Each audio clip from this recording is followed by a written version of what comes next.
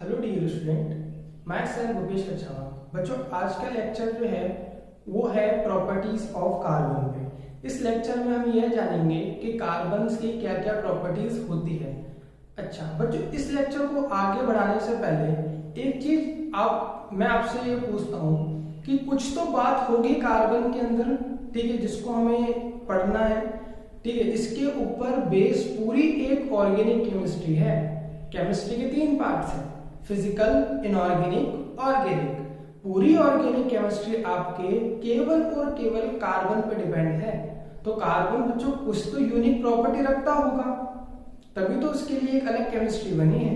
तो क्या क्या प्रॉपर्टीज हैं वो हम समझते हैं। तो हम बिल्कुल बेसिक से शुरू करेंगे, जैसे कि कार्बन का सिंबल। हमें पता है बच्चों, कार्बन का सिंबल सी होता है। इसका एटॉमिक नंबर जो होता है बच्चों वो होता है 6। कितना होता है? 6। और इसका एटॉमिक नंबर होता है बच्चों 12। बच्चों, एटॉमिक नंबर जो होता है किसी भी एटॉम का, ये उसके इक्वल होता है जितने उसमें नंबर्स ऑफ प्रोटॉन्स होते हैं। लेट सपोज किसी का एटॉमिक नंबर 11 है, जैसे कि सोडियम। ठीक है, सोडियम का कितना आता है एटॉमिक नंबर? 11। एटॉमिक नंबर मतलब परमाणु क्रमांक। ठीक है, तो उसमें सोडियम के अंदर 11 प्रोटॉन होंगे। ठीक है, नंबर्स ऑफ प्रोटॉन कितने होंगे? 11। ठीक है, तभी उसका जो एटॉमिक नंबर है वो कितना आ रहा है? 11। ठीक है, अब यहाँ पे देखिए सोडियम जो है उसका एटॉमिक नंबर 6 है। इसका मतलब क्या कि कार्बन जो है इसका एटॉमिक नंबर 6 है। इसका मतलब क्या कि numbers of protons in carbon वो कितने हैं? 6 है। अब बच्चों, एक एटम के अंदर 3 पार्टिकल्स होते हैं मेनली, इलेक्ट्रॉन, प्रोटॉन और न्यूट्रॉन। बच्चों, ये तीनों ही पार्टिकल्स की जो नंबर है वो इक्वल होता है। जैसे मान लीजिए कि कार्बन के अंदर 6 प्रोटॉन है, 6 प्रोटॉन है, तो 6 ही इसके अंदर इलेक्ट्रॉन होंगे और 6 ही इसके अंदर न्यूट्रॉन होंगे। ठीक है, तीनों की जो क्वांटिटी है वो सेम होती है एवरी एटॉम के अंदर। जैसे मान लीजिए सोडियम है, तो सोडियम के अंदर अगर 11 प्रोटॉन है, यानी उसका एटॉमिक नंबर 11 है, तो उसमें इलेक्ट्रॉन भी 11 होंगे और न्यूट्रॉन भी 11 होंगे। अब ये तो बात कर ली बच्चों हमने इसके सिंबल की, एटॉमिक नंबर की और एटॉमिक वेट की, जो कि कितना है? 12 है। ठीक है, अब बच्चों एक स्पेशल बात और है कार्बन के अंदर, वो क्या कि कार्बन जो है ना वो टेट्रावैलेंट एटम है। कैसा एटम है? टेट्रावैलेंट, यानी चतुष्क संयोजी परमाणु है। कौन? Carbon.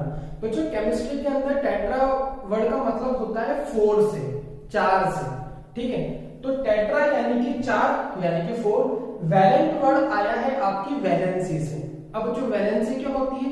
Numbers of electron present in valence shell of any atom, है ना।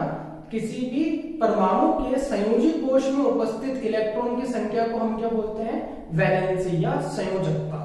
ठीक है, अब यहाँ पर बच्चों समझने वाली बात ये कि संयोजकता क्या होती है, वैलेंसी क्या होती है।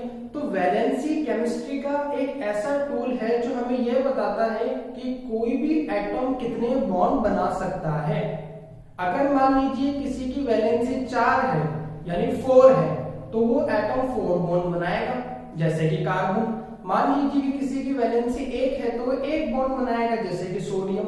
मान लीजिए किसी की वैलेंसी 2 है तो वो 2 बॉन्ड बनाएगा, जैसे कैल्शियम, है ना। तो यहाँ पे टेट्रावैलेंट का मतलब क्या है कि कार्बन जो है वो 4 बॉन्ड फॉर्म कर सकता है।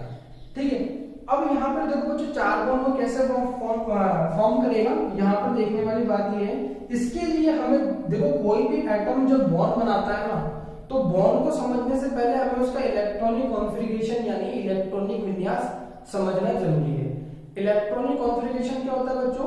किसी भी एटम के अंदर इलेक्ट्रॉन कैसे अरेंज है, ये हमें कौन बताता है? Electronic configuration. अब यहाँ पे 6 इलेक्ट्रॉन होंगे कार्बन के पास। क्यों? क्योंकि मैंने बताया ना, जितने प्रोटॉन उतने ही इलेक्ट्रॉन और उतने ही न्यूट्रॉन। तो यहाँ पे अगर मैं इसका इलेक्ट्रॉनिक कॉन्फ़िगरेशन देखूंगा, यानी कि इलेक्ट्रॉनिक विन्यास देखूंगा, तो आपके पास आएगा 1s2 2s2 2p2। तो यहाँ पर देखिए ये वाला जो एरिया है, ये वाला जो शेल है आपके पास, ये कहलाता है आपका वैलेंस शेल। इसमें जो इलेक्ट्रॉन का नंबर है वो उसकी क्या होती है, वैलेंस है। यहाँ पे देखो s ऑर्बिटल के अंदर 2 इलेक्ट्रॉन है, p के अंदर 2 इलेक्ट्रॉन है, 2 + 2 = 4, यानी कि कार्बन कैसा हो गया, टेट्रावैलेंट एटम हो गया। यानी ये कितने बॉन्ड बना सकता है बच्चों, 4 बॉन्ड बना सकता है। ठीक है, अब जैसे मान लीजिए मैं आपको एग्जांपल के तौर पर समझाऊं CH4 मॉलिक्यूल के बारे में, CH4 अणु के बारे में बता रहा हूं कि CH4 मॉलिक्यूल कैसे बनता है। तो CH4 के अंदर देखो बच्चों 2 एटम है आपके पास, एक है आपके पास कार्बन और दूसरा आपके पास है हाइड्रोजन। अब हाइड्रोजन का इलेक्ट्रॉनिक कॉन्फ़िगरेशन होता है 1s1, क्योंकि इसके पास एक ही इलेक्ट्रॉन है, और कार्बन के पास इलेक्ट्रॉन 6 है, तो इसका इलेक्ट्रॉनिक कॉन्फ़िगरेशन होता है 1s2 2s2 2p2, जैसा कि आपको यहाँ पर लिखा हो, यहाँ पे मैंने लिखा है। अब यहाँ पे देखो बच्चों ये वाला जो इलेक्ट्रॉनिक कॉन्फ़िगरेशन होता है ना कार्बन का, ये होता है ग्राउंड स्टेट पे, यानी आग्य अवस्था पे। ठीक है, यहाँ पे देखो ये जो होता है ना, ये वाला जो कॉन्फ़िगरेशन है ये आपका है ग्राउंड स्टेट पे। ठीक है, एक और स्टेट होती है बच्चों एक्साइटेड स्टेट, जिसमें होता है क्या है, एक ऑर्बिटल से इलेक्ट्रॉन निकलकर दूसरे ऑर्बिटल के अंदर चला जाता है। कब जाता है, जब हम उसे एनर्जी देते हैं। तो जैसे मान लीजिए आपको ये बात ग्राउंड स्टेट पे था, तो अगर एक्साइटेड स्टेट की अगर मैं बात करूं तो कार्बन का इलेक्ट्रॉनिक कॉन्फ़िगरेशन क्या होगा, यहाँ पे देखो, यहाँ पे ये वाला जो है ना, ये s ऑर्बिटल, इसमें 2 इलेक्ट्रॉन है। अब यहाँ पे p है, p में 3 ऑर्बिटल होते हैं, px py और pz। ठीक है, तो यहाँ पे 2 इलेक्ट्रॉन है। तब होगा क्या, जब अपन इसको एनर्जी देंगे तो एक s ऑर्बिटल से एक इलेक्ट्रॉन p ऑर्बिटल में चला जाएगा। तो होगा क्या, कुछ देखिए ऐसा, यहाँ पे देखो ये आपके पास 2s है, इसमें से एक ये आपका 2s है और ये आपका 2p है। ठीक है, तो यहाँ पे क्या होगा, एक इलेक्ट्रॉन यहाँ से यहाँ चला जाएगा, तो ये 2s हो गया, और ये आपका क्या हो गया, एक 2 तो पहले से ही थे, और जो तीसरा है वो यहाँ से यहाँ आ गया, तो ये क्या हो गया आपका 2p। अब यहाँ पे देखो 4 हाइड्रोजन जुड़े हुए हैं कार्बन से, यानी एक हाइड्रोजन के पास एक अनपेयर इलेक्ट्रॉन है, तो 4 हाइड्रोजन के पास कितने होंगे, 4। ठीक है, तो यहाँ पे देखो होगा क्या कि हाइड्रोजन के पास भी 4 इलेक्ट्रॉन है। ठीक है, मतलब एक हाइड्रोजन के पास एक है, तो 4 हाइड्रोजन के पास कितने होंगे, 4। तो यहाँ पे देखो हाइड्रोजन क्या करेगा, अपना इलेक्ट्रॉन इस वाले ऑर्बिटल्स के अंदर देता चला जाएगा, क्योंकि बॉन्ड बनता है अनपेयर इलेक्ट्रॉन से। ठीक है, 2 अनपेयर इलेक्ट्रॉन मिलकर बॉन्ड बना सकते हैं। ठीक है, तो पहले यहाँ पे 4 अनपेयर इलेक्ट्रॉन थे कार्बन के, फिर 4 हाइड्रोजन के थे। अब ये वाला इलेक्ट्रॉन हाइड्रोजन का, ये वाला कार्बन का, ये वाला हाइड्रोजन का, ये वाला सॉरी, ये वाला कार्बन का, ये वाला हाइड्रोजन का, ये वाला कार्बन का है, ये वाला हाइड्रोजन का है। जो एंटी क्लॉकवाइज जितने भी इलेक्ट्रॉन है ना, वो सारे इलेक्ट्रॉन हाइड्रोजन के हैं। किसके बेटा, हाइड्रोजन के। अब यहाँ पे देखने वाली बात ये है कि अगर ये जो मॉलिक्यूल बना, ये कौन सा बना, CH4, क्योंकि एक कार्बन था और 4 हाइड्रोजन थे। अब मैंने हाइब्रिडाइजेशन अगर इसमें निकालना चाहूं तो वो कैसे होगा, देखो एक s ऑर्बिटल काम में आया, 3 p ऑर्बिटल काम में आया, तो इसका हाइब्रिडाइजेशन कैसे हो जाएगा बच्चों, sp3। कैसे हो जाएगा, sp3। कोई दिक्कत नहीं है, हाइब्रिडाइजेशन के मैंने सुपर शॉर्ट ट्रिक्स नाम से एक सीरीज निकाली है, उसमें आप देख सकते हैं, उसमें आपको फटाफट समझ में आ जाएगा कि किसी भी मॉलिक्यूल का हाइब्रिडाइजेशन किस तरह से हम निकाल सकते हैं। अब ये तो हो गई बच्चों कार्बन कैसे बॉन्ड बनाता है। ठीक है, कार्बन कितने बॉन्ड बनाता है। अब सबसे इंटरेस्टिंग बात बताऊं क्या है बच्चों कार्बन की, कार्बन 4 बॉन्ड तो बना सकता है, कार्बन फॉर्म 4 बॉन्ड्स, लेकिन ये जरूरी नहीं है कि जितने भी वो बॉन्ड बनाए, ध्यान से सुनना मेरी बात को, जितने भी कार्बन बॉन्ड बनाए वो सारे सिंगल हो, ये जरूरी नहीं है। हो सकता है कि कार्बन कार्बन के साथ सिंगल बॉन्ड बनाए। ठीक है, एक केस ये हो सकता है।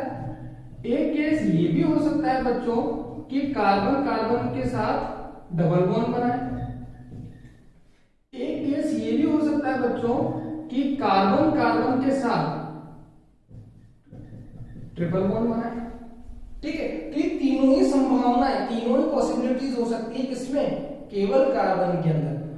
अगर मान low carbon carbon single bond बना रहा है तो इस टाइप के हाइड्रोकार्बन को, ठीक है, हम बोलते हैं क्या, एल्केन। क्या बोलेंगे बच्चों, एल्केन। अगर कार्बन कार्बन के बीच में डबल बॉन्ड है, double bond between 2 carbon atom, तो इस टाइप के हमारे पास जो हाइड्रोकार्बन होते हैं बच्चों, उसको हम बोलते हैं एल्कीन।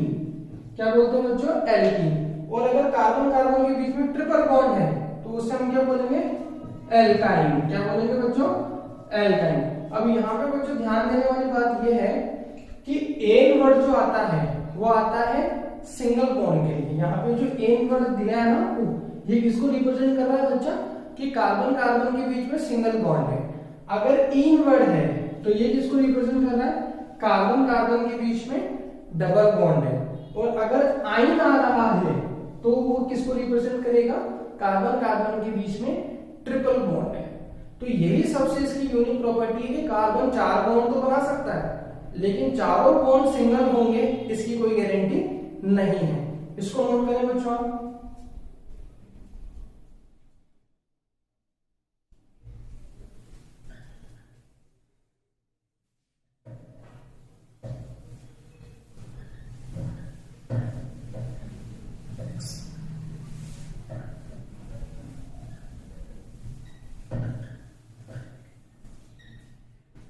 अब बच्चों 4 बॉन्ड तो बना लेगा कार्बन, जैसा कि हमने देख लिया, लेकिन ये चारों बॉन्ड कैसे होंगे ये हमें देखना है। तो बच्चों कार्बन जो बॉन्ड बनाता है वो बनाता है कोवैलेंट बॉन्ड। कौन सा बॉन्ड बनाता है बच्चों, कोवैलेंट बॉन्ड। कोवैलेंट मतलब सहसंयोजक बंध।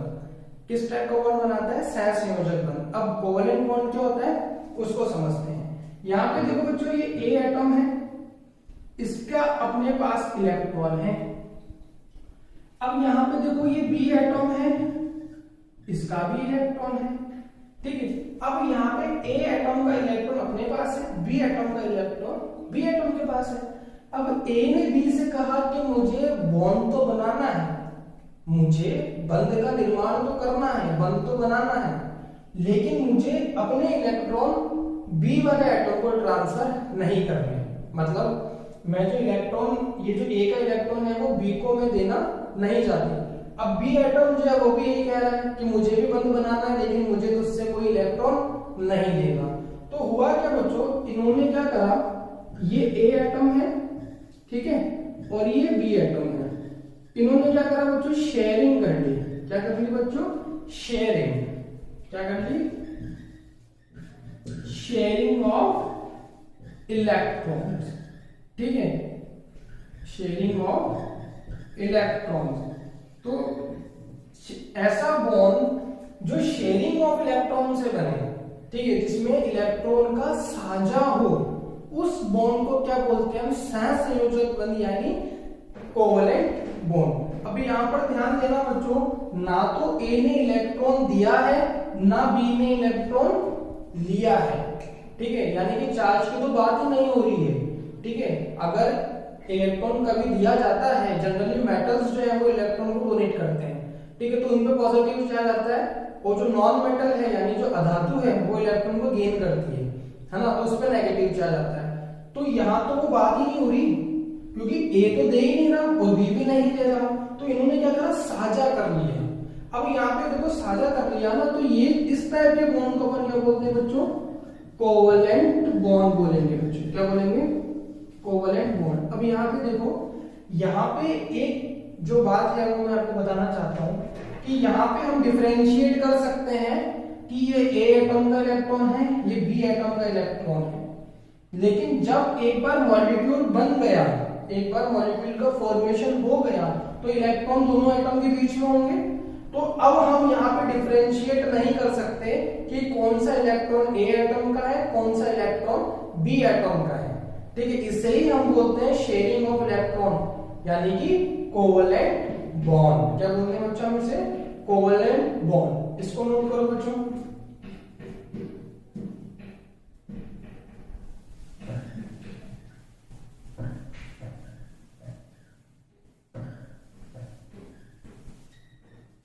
अब यहाँ पे बच्चों एक चीज और, जैसा कि मैंने आपको बताया था बॉन्ड फिशन के बारे में, ठीक है, यानी कि बंध विदलन के बारे में।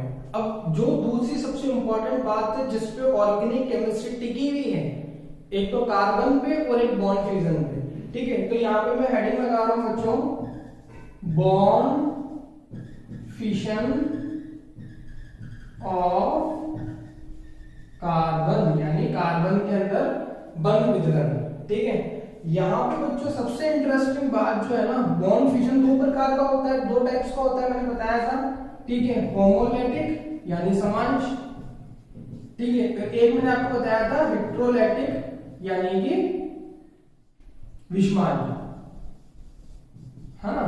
अब कार्बन जो है ना बच्चों, कौन, कार्बन, ये दोनों टाइप के ही बॉन्ड फिशन देगा, यही इसकी यूनिक प्रॉपर्टी है, इसलिए केमिस्ट्री को, ऑर्गेनिक केमिस्ट्री को पूरी केमिस्ट्री से अलग रखा गया है। कार्बन है ना, कोई भी आइटम ऐसा नहीं कर सकता, लेकिन कार्बन को ये वरदान है कि ये दोनों ही टाइप के बॉन्ड फिशन शो कर सकता है। डिपेंड करता है कि हमने रिएक्शन मीडियम यानी अभिक्रिया का माध्यम क्या लिया है, ठीक है। तो यहाँ पे देखो कार्बन जो सबसे इंटरेस्टिंग बात है कि होमोलैटिक फिशन भी कर सकता है और हेट्रोलैटिक फिशन भी कर सकता है, यानी कि, अब बात ध्यान से सुनिएगा, यानी कि अगर कार्बन होमोलैटिक फिशन करता है तो मैंने आपको बताया था प्रीवियस लेक्चर के अंदर कि होमोलैटिक फिशन से बनने वाली स्पीशीज कौन सी होती है बच्चों, फ्री रेडिकल। कैसी होगी बच्चा, फ्री रेडिकल। कब करेगा, जब होमोलैटिक करेगा, हाँ। अगर मान के चलो कि कार्बन जो हेट्रोलैटिक जो है बॉन्ड फिशन करता है यानी विषमांश वितरण करता है, तो इस पे ये क्या बना सकता है, कार्बोकैटायन और कार्बो एनायन, हाँ या ना, क्योंकि हेट्रोलैटिक के अंदर क्या होगा, इलेक्ट्रॉन उसके पास जाएंगे जो एटम वो इलेक्ट्रोनेगेटिव है, ठीक है। तो कार्बोकैटायन भी बन सकता है और कार्बो एनायन भी बन सकता है। कार्बोकैटायन यानी कि कार्बन पे पॉजिटिव चार्ज भी आ सकता है, कार्बो एनायन मतलब कि कार्बन पे नेगेटिव चार्ज भी आ सकता है, और फ्री रेडिकल यानी कि कार्बन पे एक अनपेयर इलेक्ट्रॉन फ्री रह सकता है, ठीक है। ये कब होगा, फ्री रेडिकल का केस कब आएगा, होमोलैटिक फिशन कार्बन करेगा, और हेट्रोलैटिक के अंदर क्या हो जाएगा बच्चों, कार्बोकैटायन और कार्बो एनायन का फॉर्मेशन, ठीक है। अब आगे की बात अपन नेक्स्ट लेक्चर में देखने वाले हैं, है ना बच्चों। हाँ, कुछ बच्चों को कमेंट्स आ रहे थे कि सर आप क्वेश्चंस कराइए, तो हाँ बच्चों, मैं नेक्स्ट सीरीज निकाल रहा हूँ जिसका नाम होगा टाइप्स ऑफ प्रॉब्लम रिगार्डिंग जो मैं टॉपिक पढ़ा रहा हूँ, ठीक है। अभी इसको आप कंटिन्यू करें, ठीक है। शॉर्ट ट्रिक्स में भी काफी आ रहे थे कि सर फजान रूल्स का बताइए, ठीक है, डाइपोल मोमेंट्स का बताइए, बिल्कुल जरूर आपको मिलेगी, आप पढ़ाई करें अच्छे से। आज के लिए बस इतना ही, थैंक यू।